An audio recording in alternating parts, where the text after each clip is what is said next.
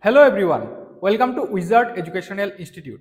As always, we are going to discuss some important current affairs topics. Today, we are going to discuss about these four topics. Number one, Assam Inland Waterway Transport Act East Policy, NASA's new space telescope, and at last about Ghorial conservation. Let's look at the topics one by one. First topic is about Assam Inland Waterway Transport. নিউজত কিয় আছে Sarbananda Sonowal union shipping minister unveils rupees 4,800 crore plan to transform Assam's inland waterways at Advantage Assam 2.0 Advantage Assam 2.0 4,800 crore টকাৰ investment কৰিব বুলি সৰ্বানন্দ সোণোৱাল ডাঙৰীয়াই ঘোষণা কৰিছে 1,500 crore rupees for green vessel transition in Assam by 2030 under হৰিত নৌকা স্কিম হৰিত নৌকা স্কিমৰ আন্ডাৰত 1500 কোটি টকা বিনিয়োগ কৰা হ'ব old class water metro service in Guwahati and Dhuburi with an investment of 315 crore rupees. Next, center earmarks 120 crore rupees for regional center of excellence in Dibrugarh. Regional center of excellence to 120 কোটি টকা খৰচ কৰা হ'ব Center to develop riverine lighthouses along Brahmaputra with 100 crore rupees investment. Sarbananda Sonowal ডাঙৰীয়া এইখিনি ঘোষণা advantage Assam 2.0 কৰিছে ইয়াৰ benefit কি হ'ব cruise tourism and cargo handling enhancement. Over 1,500 crore rupees is allocated to boost cruise tourism and increase cargo handling capacity by 2027-28 on National Waterway 2. and National Waterway 16.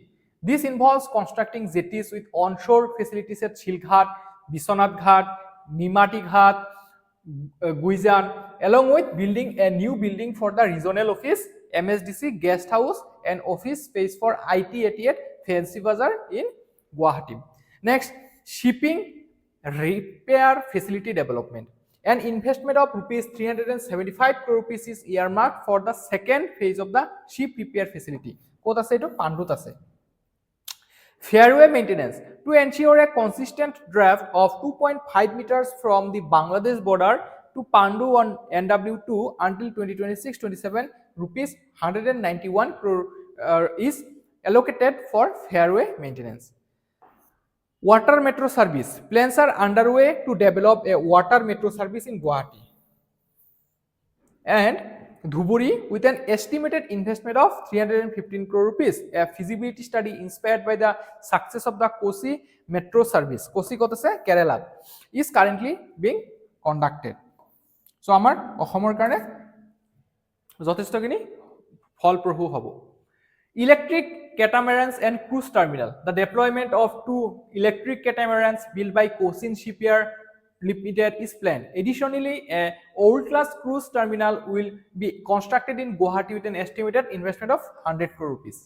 Regional Center of Excellence and Riverine Lighthouses. An estimated 120 crore rupees allocated for the development of a regional center of excellence in Dibrugarh.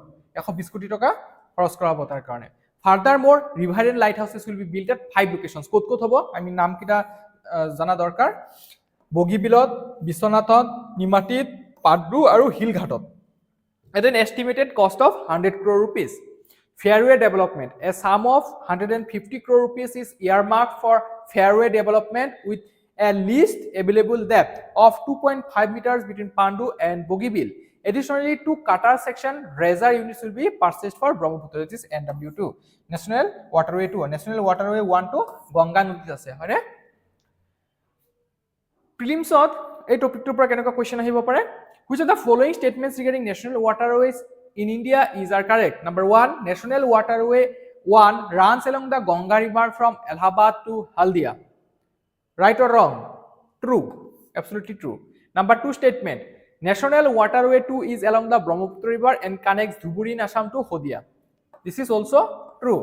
Number 3 statement, National Waterway 3 is situated along the Godavari River in the southern part of India. No, this is not true. 1 and 2 are correct only.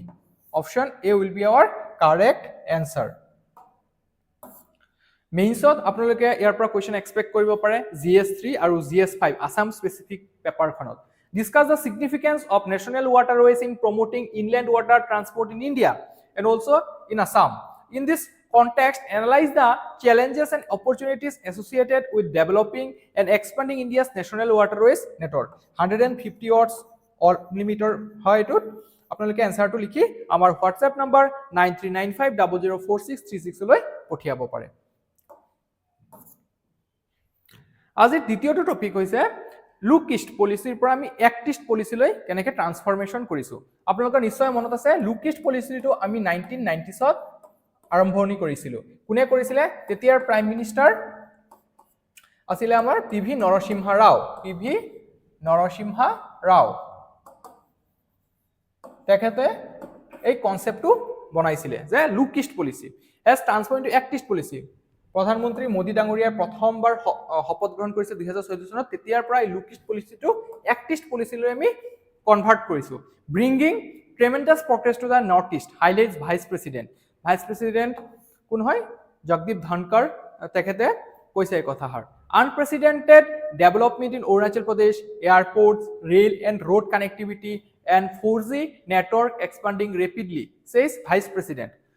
Arunachal Pradesh has the potential to generate 50,000 megawatt of power, opening investment opportunities worth rupees 5 lakh crore rupees, says Vice President. India has become a strong nation. No one can cast an evil eye on it, says VP. Vice President attends first ever joint mega Neocam YOLO celebrations in Kamle district. Kot hoise etu? Kamle district, Arunachal Pradesh. So আমি act east পলিচিৰ বিষয়ে কিছু কথা এই স্লাইডটো শিকিম। Enhanced connectivity act east পলিচিৰ কি কি positive aspect আছে। The Northeast physical connectivity with Southeast Asia has improved significantly. Projects such as the India-Myanmar-Thailand trilateral highway have opened up crucial road links, facilitating smoother movement of goods and people. Then the Kaladan multimodal transit transport project APSC 2022 মেইনছত এই কোৱেশ্চনটো আহিছে। Connects the Northeast to the Bay of Bengal, boosting trade through the port of Situe in Myanmar. Also, Situe portor কথাও সোধা হৈছিলে। In addition to road and sea connectivity, air transport has seen improvements with new domestic and international flight routes from cities like Guwahati and Imphal, increasing access to neighboring Southeast Asian countries. Economic growth. With improved connectivity, the Northeast has emerged as a key trade partner. So, আমি এতিয়া ইষ্টৰ পিনে চাই আছো। Recently যেটো advantage Assam 2.0 হৈ গল, তাতো leader সকলে সেই কথাৰে কৈছে যে আমি এতিয়া নৰ্থ ইষ্ট ইণ্ডিয়াক ইঞ্জিন হিচাপে দেখা পাইছো। North east India is being seen as a engine for the growth of our country. কিয়নো সাউথ ইষ্ট এছিয়াৰ একেবাৰে ওচৰতে আমি আছো। আমি যদি এছিয়ান কাণ্ট্ৰিসমূহৰ লগত ট্ৰেড বেটাৰ কৰিব পাৰো তো আমাৰ GDP বহুতখিনি বাঢ়িব। Trade partner for south east Asia, cross border trade with countries like Myanmar, Bangladesh, Thailand has surged, benefiting from the region's proximity to the ASEAN countries. That is South Asian Association for Association for South Asian Nations.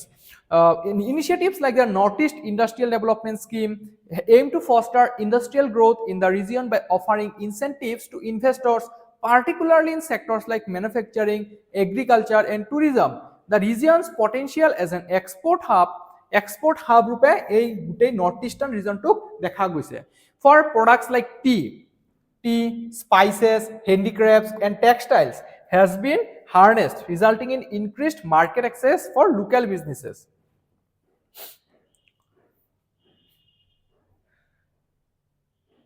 Here from the strategic and security angle er pora sao that the Act East policy has strengthened India's defense. কিয়নো আমি এটা hostile নেবাৰৰ লগত পুপিনে আমি চাও China, that is, and security ties with key nations in the Indo-Pacific. India has forged closer relationship with countries like Japan, Vietnam, and Australia.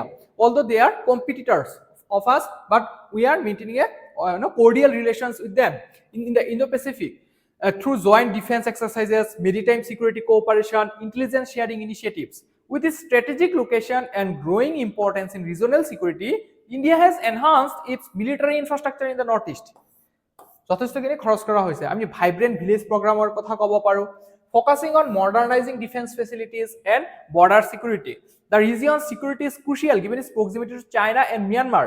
So China is a hostile নেবৰ যদিও recent টাইমত আমি যদি চাও India আৰু চাইনাৰ সম্পৰ্ক কিছু পৰিমাণে মানে বেটাৰ হৈ গৈ আছে ঠিক তেনেকৈ মিয়ানমাৰৰ পৰা বহুতখিনি ইলিগেল ড্ৰাগছ আমাৰ ভাৰতত সোমাই কিয়নো মিয়ানমাৰৰ লগত যিখিনি বৰ্ডাৰ আছে সেইখিনি মানে পৰাজ বৰ্ডাৰ এইখিনি মানে কাইটিয়া তাৰ নাই তাত সো এইটো open transaction হৈ থাকে and the Indian government has invested in both infrastructure and security measures to bolster border control and surveillance then cultural and social impact the Act East policy has revived historical cultural connections historically যদি চাও আমাৰ অসম আৰু এই south east Asian কান্ট্ৰিবোৰৰ মাজত এক উতপ্ৰোত মানে সম্পৰ্ক আছিল কালচাৰেলি আমি ডিস্টিংক্ট নহয় ইমান ৰাইট সো আমি যদি আহোম সকলৰ কথা চাও এই মংমাও জিলাৰ পৰা আহিছিল হয়নে সো তেনেকুৱা আমাৰ কালচাৰেলি বহুতখিনি কানেকশন আছে between India's north east and south east Asia The region shares deep cultural ties with countries like Myanmar,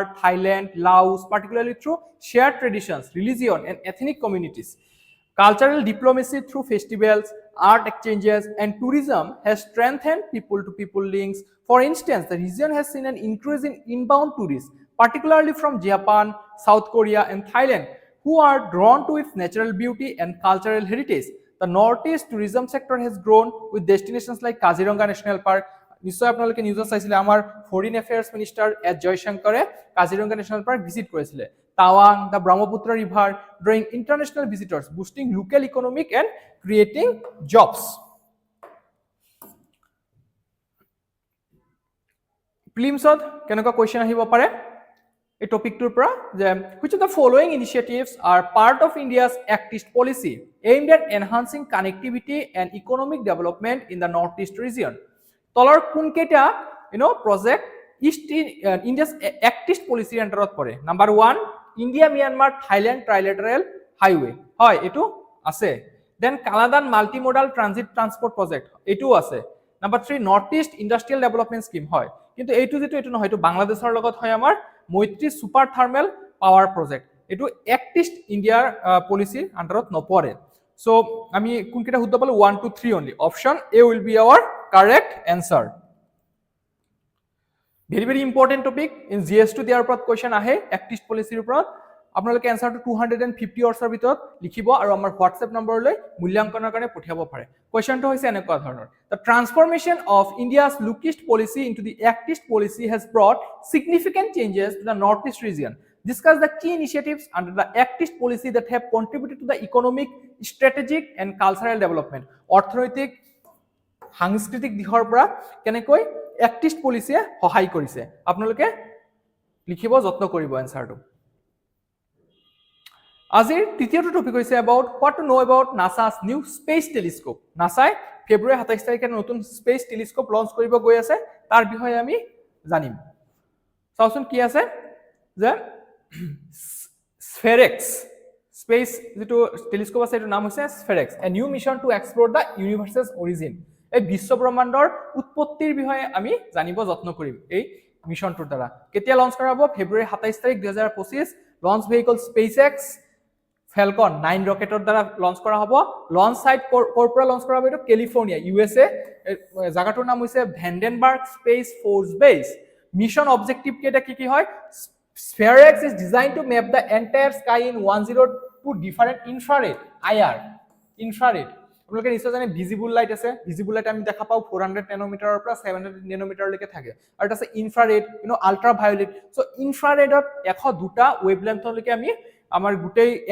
গুটেই স্কাইটো আমি ডিজাইন কৰিব পাৰিম the origins of the universe and the early stages of its formation কৰ পৰা উৎপত্তি হল ইউনিভাৰ্সৰ আমি big bang থিওৰিৰ বিষয়ে পঢ়ি থাকো আৰু আমি ডিটেইলছত চাব পাৰিম the epoch of reionization which occurred about a billion years after the big bang and marked a period when the universe transitioned from being opaque to transparent the discovery of ices and other essential components for life in our own galaxy so আমাৰ গ্যালাক্সিটোত আইস আছে নে নাই আৰু কি essential component আছে হেইবোৰৰ বিষয়ে আমি মানে ইন ডিটেইল জানিব পাৰিম the milky way and in other galaxies so scientific goal সমূহ আমি চাও cosmic history SphereX will help scientists understand the universe's early years প্ৰথমতে কেনেকুৱা আছিল আমাৰ বিশ্ব ব্ৰহ্মাণ্ডখন by mapping distant galaxies and observing their light at different stages of their evolution. তো আমি লাইট ইয়াৰৰ দ্বাৰা গম পাব পাৰো যে কোনটো গ্ৰহ কিমান বছৰ পুৰণা, কোনটো উপগ্ৰহ কিমান বছৰ পুৰণা, right?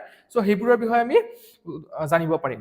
Galaxy formation. The telescope aims to provide data that will illuminate how galaxies, stars, and other cosmic structures formed and evolved over time.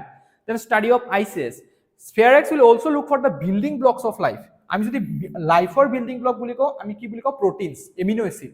এইবোৰৰ দ্বাৰা সেল গঠিত হয়, সেলৰ দ্বাৰা টিস্যু হয়। কিন্তু আমি যদি ইউনিভাৰ্সেলি চাওঁ, হেতু কিহৰ দ্বাৰা গঠিত হৈছে হেতু আমি জানিব যত্ন কৰিম। Specifically ice such as water ice, organic molecules, etc. in various places across the universe, which could have implications for the origins of life on Earth and beyond.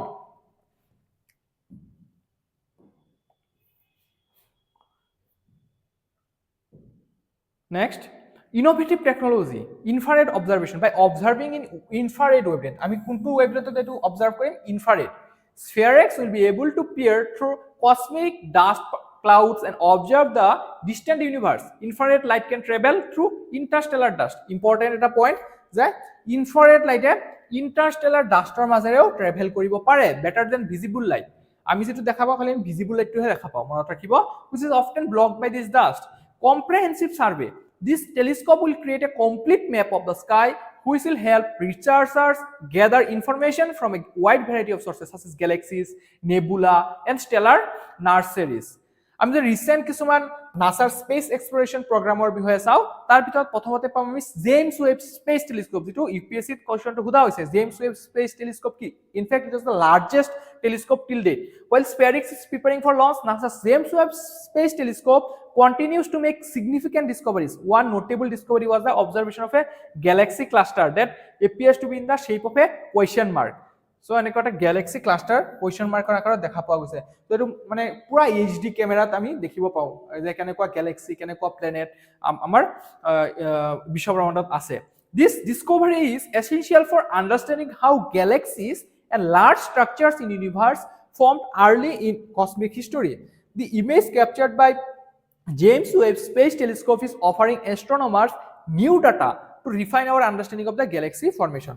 আপোনালোকে স্পেসৰ বিষয়ে এটো কথা নিশ্চয় জানে যে আজি যেটো তথ্য আছে হেটো কালি বেলেগ এটা হৈ যাব পাৰে। So that is how complex our universal knowledge is. So এটো চেঞ্জেস হৈ থাকে, সাইন্টিফিক ডিসকভাৰি যিমান হৈ থাকিব আমি আৰু ডিটেইল ইন ডেপথ জানিব পাৰিম। ভেৰি সিম্পল এটা কোয়েশ্চন লৈছো এই টপিকটোৰ পৰা যে what is the primary scientific goal of নাসা's SphereX মিশন। তো অপশনত আছে the observe the sun's core, to study the early universe and the origins of galaxies. Number C, to map asteroids in our solar system. Number D, to detect gravitational waves from black holes. So the correct answer will be option B, যে to study the early universe. আমি বিশ্ব ব্ৰহ্মাণ্ডখন প্ৰথম অৱস্থাত কেনেকুৱা আছিল সেইবোৰৰ বিষয়ে আমি অধ্যয়ন কৰিম, লগতে অৰিজিনছ অফ গেলাক্সিজ ইয়াৰ বিষয়ে আমি বিতংভাৱে জানিম। So this is the primary objective of this mission. যেহেতু ZWST, that is James Webb Space Telescope ওপৰত UPSC কোৱেশ্চন সুধিছে, so GS3 science and technology সেকশনত ইয়াৰ পৰা এটা কোৱেশ্চন এক্সপেক্ট কৰিব পৰা যায়, both from prelims as well as mains. Mainsত কেনেকুৱা আহিব যে critically analyze the significance of the SphereX Space Telescope in understanding the origins of the universe. How does its infrared observation, আমি টপিকটো ডিসকাস করতে পৌঁছলো যে ইনফ্রারেড অবজারভেশন করে, not in visible light, capability enhance our knowledge of cosmic evolution.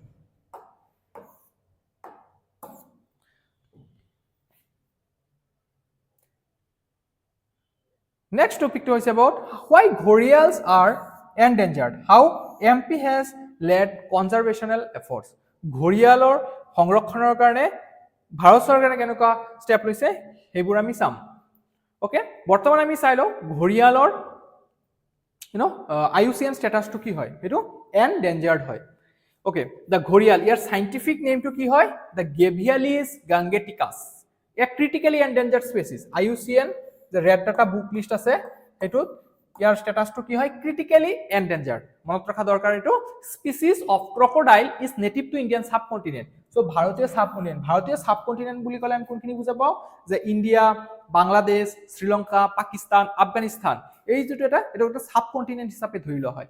ঘৰিয়ালস are found in northern Indian rivers, especially in Ganges, Yamuna and Mahanadi river systems. known for their long slender snouts, ghorials primarily feed on fish. Gharial সকলে কি কৰে মাছ খাই জীয়াই থাকে and are an important part of river ecosystem. However, their populations have drastically declined over the past few decades due to human induced threats. So climate change কাৰণে মানে হিয়তৰ যেটো সংখ্যা আছে এটো দিনক দিনে কমি গৈ আছে. Conservation efforts are critical to prevent their extinction. So আমি যদি হিয়তক বিলুপ্তি হোৱাৰ পৰা বচাব বিচাৰো তো আমাৰ গভৰ্নমেন্টে কিছুমান স্টেপ ল'ব লাগিব, আমি হিউম্যান এনজিও গ্ৰুপ বিলাকে কিছু কাম কৰিব লাগিব. সো মেইন কাৰণ বিলাকনো কি হয় যে এই ঘৰিয়ালবোৰৰ নাম্বাৰ কমি গৈ আছে দিনক দিনে. Number 1, the primary threat to ঘৰিয়ালছ is habitat loss. হিয়তৰ জাগা থকাৰ যেটো জাগা আছে হেইটো কমি গৈ আছে ডিউ টু ৰিভাৰ বেড অল্টাৰেশন, আমি কিছুমান আৰ্টিফিশিয়াল কাম কৰি থাকো ন, তাত স্যান্ড মাইনিং, ড্যাম কনস্ট্ৰাকশন, তো হিয়তৰ যেটো পাৰফেক্ট কন্ডিশন হেতু ড্যামেজ হৈ যায়. The construction of dams and barrages restrict the natural flow of rivers. তো ন্যাচারাল ফ্লো অফ রিভার তো বাধা পড়ে, leading to the loss of suitable nesting and basking sites. Then pollution from industries, agricultural runoff and untreated sewage entering the rivers further degrades the quality of water, affecting ghorials food resources. Then overfishing and predepletion. So overfishing যদি হিয়তৰ যেটো খোৱা আছে হেতু নাপায় তে হিয়তো কেনেকে বাচি থাকিব, তো ইকোসিস্টেমৰ পাৰ্ট হয় হিয়ত. সো overfishing কৰাৰ লগে লগে ফিশৰ সংখ্যা কমি যায় আৰু হিয়তে খাব নাপায়. ঘৰিয়ালছ primarily feed on fish and overfishing by humans has resulted in depletion of fish stocks. এটো কমি গৈ আছে fish stock. This affects their food supply and survival. Poaching. Although ghorials are not hunted for their skins like other crocodile species, illegal fishing practices and poaching for body parts remain a problem. Eggs of ghorials are often taken by local communities and adult ghorials are sometimes killed due to human wildlife conflict. So আপোনালোকে নিশ্চয় human wildlife conflict ৰ বিষয়ে elephant human, tiger human, so তেনেকুৱা এটা কনসেপ্টতে এই gharial human কনফ্লিক্টটো আছে. Low productive rate, gharials have a very low productive rate. Reproductive ৰেটটো ঘৰিয়াল বিলাকৰ কম হয়. They reach sexual maturity after about 12 year, তো বহুত সময় লাগে ইহঁতৰ মেচুৰ হ'বৰ কাৰণে 12 বছৰ. And have a relatively low rate of production, আৰু ৰিপ্ৰডাকশনৰ যেটো ৰেট সেইটো কম হয়. Their nesting sites typically sandy river banks. Sandy river বেংকত পিয়তে বেসিক্যালি নেস্ট কৰে আৰু vulnerable to disturbance like human activities and floods. আৰু ইয়াত মেইনলি ক্লাইমেট চেঞ্জে ইম্প্যাক্ট কৰে. Between 1975 and 1982, India established 16 captive breeding and release centers and 5 ghorial sanctuaries. So, Bharat চৰকাৰে কি স্টেপ লৈছে ঘৰিয়াল কনজাৰভেশনৰ কাৰণে? 1975 আৰু 1982 চনৰ মাজত ভাৰতে 16টা কেপটিভ ব্ৰিডিং আৰু 5টা ঘৰিয়াল অভয়াৰণ্য মানে সেটআপ কৰিছিলে. Today, the species survives primarily in 5 refuges.